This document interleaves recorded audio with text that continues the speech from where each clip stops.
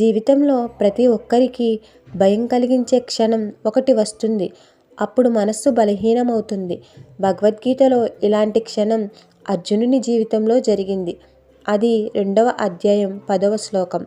తమువాచ ఋషికేశం ప్రహసన్నివ భారత సేనయేరుభయోర్మధ్యే విషిదంతిమిదం వచం. యుద్ధరంగంలో అర్జునుడు తన బంధువులు, గురువులు, స్నేహితులు ఎదురువైపు కనిపించగానే అతని మనసు కృంగిపోయింది. అతడు తల వంచి నేను యుద్ధం చెయ్యలేను అని అనుకున్నాడు. ఆ సమయంలో కృష్ణుడు చిరునవ్వుతో అర్జునుణ్ణి చూశాడు. ఆ చిరునవ్వు కేవలం ఓదార్పే కాదు, ఒక సందేశం.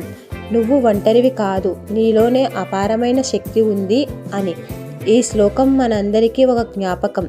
భయాలు వస్తాయి, కానీ అవి శాశ్వతం కావు. ఒక చిన్న చిరునవ్వు, ఒక ప్రోత్సాహ వాక్యం మనలో నిద్రపోయిన ధైర్యాన్ని మేల్కొల్పుతాయి. మన జీవితంలో సమస్యలు ఎంత పెద్దవైనా మనలోని ధైర్యం, మనతో ఉన్న వారి ప్రేమ అవి మనకు బలాన్ని ఇస్తాయి. ఇదే భగవద్గీతలోని 2వ అధ్యాయం 10వ శ్లోకం చెబుతున్నది. పడిపోవడం తప్పు కాదు, కానీ లేచి నిలబడకపోవడమే తప్పు. ఒక చిరునవ్వు ఒక కొత్త జీవితం మొదలు పెట్టగలదు. వీడియో నచ్చితే లైక్ చేయండి, షేర్ చేయండి. ఇంకా ఇలాంటి గీతా కథలు వినాలంటే సబ్స్క్రైబ్ చేయండి.